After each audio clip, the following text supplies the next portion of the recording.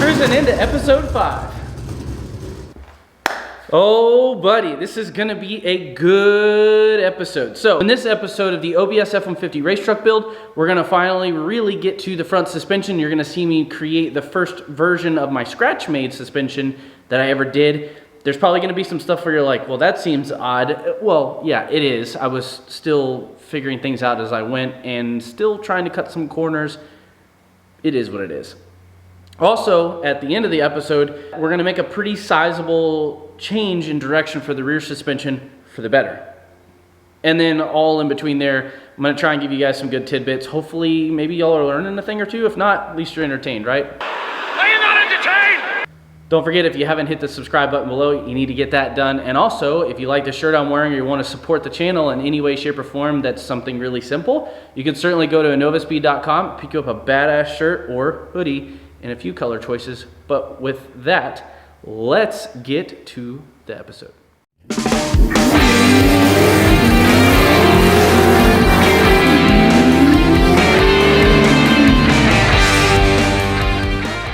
Under this tarp is what we're working on today because, yay, we're working in the great outdoors.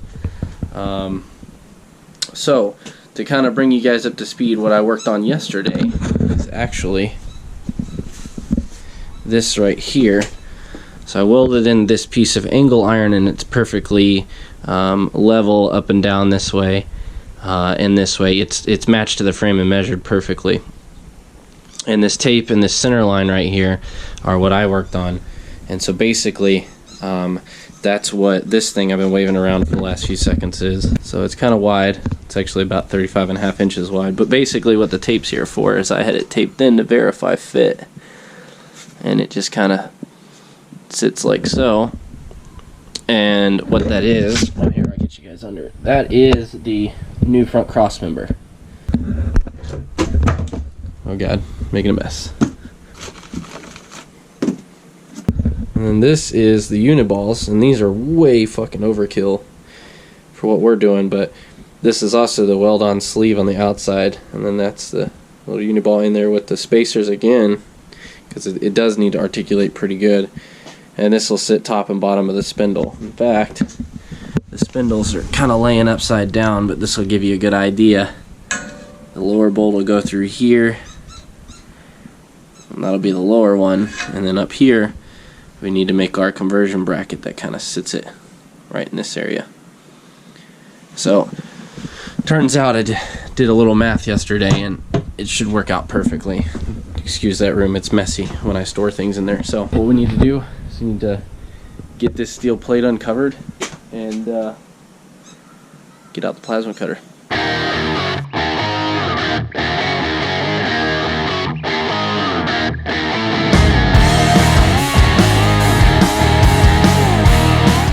Okay, so let me kind of explain, I guess, what I'm doing exactly. So this is a sheet of 1/4 inch steel plate, and as you can see, this is silver. Pro tip, silver Sharpie is the shit for marking on dark metal. So I wiped it off real good so it wouldn't screw up my Sharpie. As you can see, the lines are clean. This is that main crossmember area. Now you're probably like, what the hell are these stupid little like mountaintop looking things? I want to have an easy time to align the center line, so I drew a center line straight through that obviously matches everything. And what I'm going to do is I'm going to cut out these little windows in the middle and leave this with the center line mark, so it's really easy to line with the center line on there when I'm putting it in, and then I'll know it's all accurate. Which sounds kind of silly. I'm sure there's different ways to do it, but I like this. And then the cool thing is they're going to have really small tabs that hold them on, so I'll just boop, boop with the grinder, and that will be that. You guys can just sit back and watch, and hopefully I don't catch you all on fire. Like I did that stupid towel.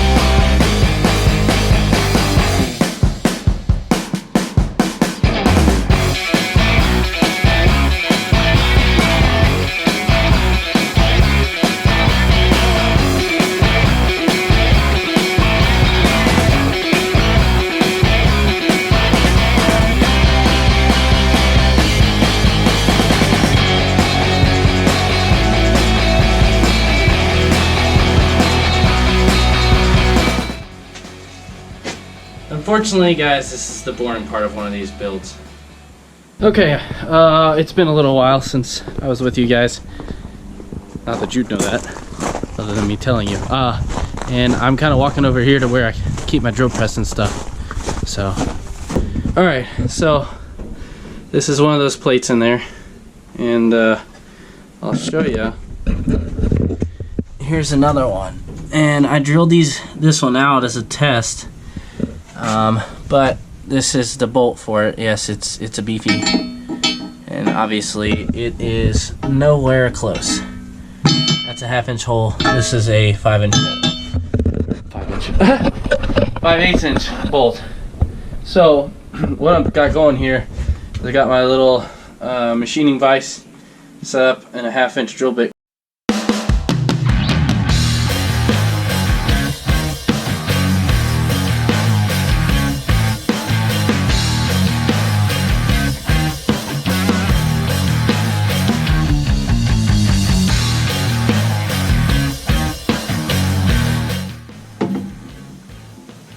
Last one.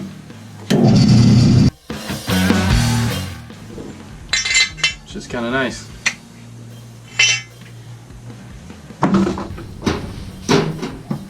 Alright, I gotta put you guys back up here, because I'm gonna do some more grinding. I'm gonna do some more grinding on these. So what I did, I bolted them together. You can see they're just a little bit different. The one side's a lot closer than the other, but overall, man, I got these freaking close. Which for hand cut, I do feel proud of. So what I'm gonna do is I'm gonna grind these perfectly even now, since this is suspension work. I need them to sit the same. So anyway, it's just more grinding.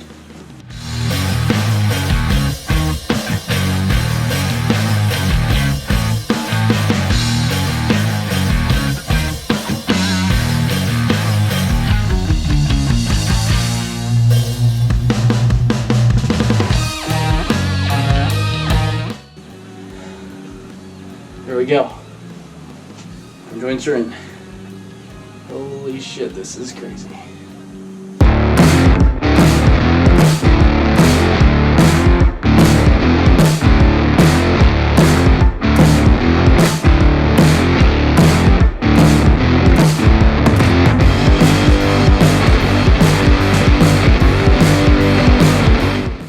This probably doesn't feel the same for you guys as it does for me. In fact, I know it doesn't, because it's not welded in there. There's no control arms. I can't bolt wheels onto it, but to have that handmade crossmember sit in there like that is... I don't really know how to put it in words for you guys, how cool that feels, how good that feels. I'm going to kind of pick a few things up and make a few measurements and then get ready to tack this in here. You can see I have the bolt where the heim joint's going to go. Yes, this is also a plate that I've welded in to create, if you will, a pocket where that heim joint's going to live. And then ignore the brick. I know it's kind of ghetto looking, but that's just because the rear piece is the only piece that's welded in, because it let me flex the front a little bit to kind of true everything. This is going to be the 1/8 inch steel that goes in the middle here and boxes it in, so I have a few of these strips. And then here's the other pocket. You can see I just kind of tacked them in from the back. So before we close it all up, I'll weld it all up and make it, you know, nice. But for now, we're not worried about that. I'm just trying to get it all in, and so there's plenty of room for me to plate all this in and make it look really nice.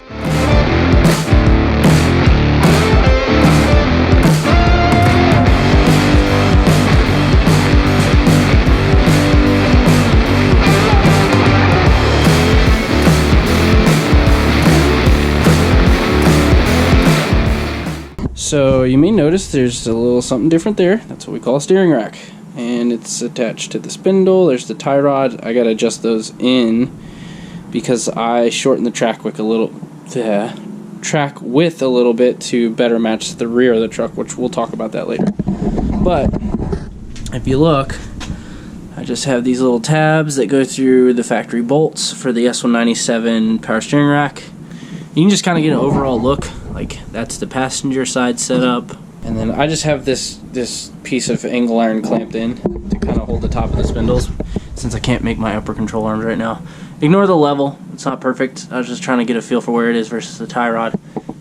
They're pretty much even. The camera doesn't really show it very well, but you get the idea. You can see how this is kind of splayed, towed out. So anyway, that's where we're at. Holy shit, that Arizona sun hits you right in the face.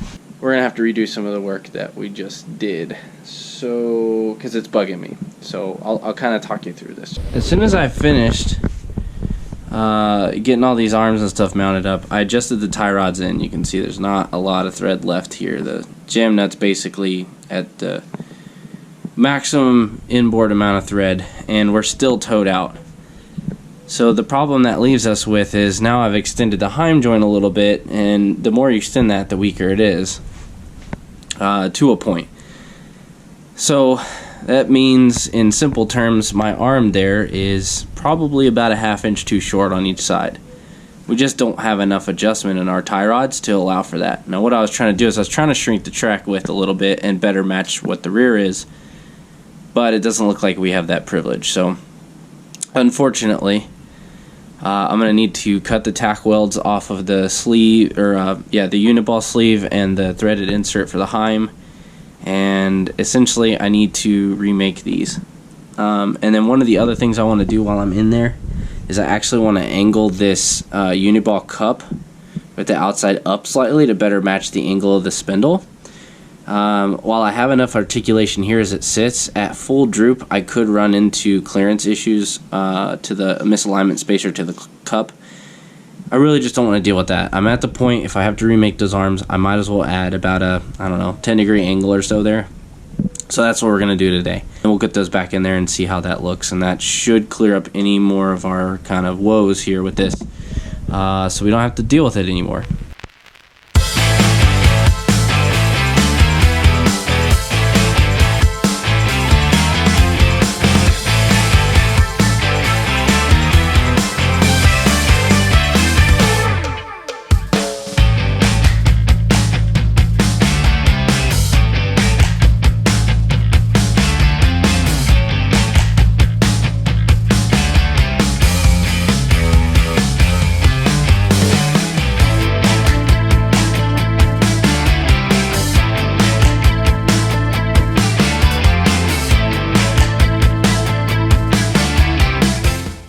One of the things I've learned from some of the guys that build these is, and I forgot to do this with my last ones too, I'm not going to forget again, because you have this sleeve that goes in there, it can tend to want to walk around under load, because it's not obviously a perfect fit because it's got to slide in and out. So what I'm going to do is I'm going to drill a hole on each side and then you weld through the hole. So I'm just going to drill those. Minimal fanfare, I'll be right back. Oopsie, I forgot to hit the play button or record button when I tack this in. There's 4 holes drilled in it around, and you can, I don't know if the camera will pick it up, but you can see, I can, that the sleeve is straight through there. So basically just what rosette weld does in there, keeps them from walking out. Should that ever happen, I don't think it will. This is way beefier than this truck needs to be, but that's why we're doing it.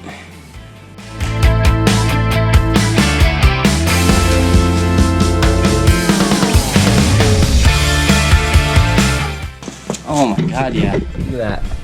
I got all that extra room to the misalignment spacer now. It's not a drastic angle, but it's there. We don't want a drastic angle. I love that.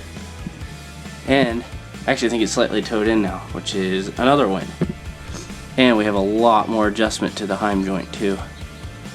I sucked it in a lot. Yeah, I think that's a win. So this is one of those rinse and repeat procedures. It's literally the same thing on the other side. I won't make you guys suffer through that. Let's skip forward.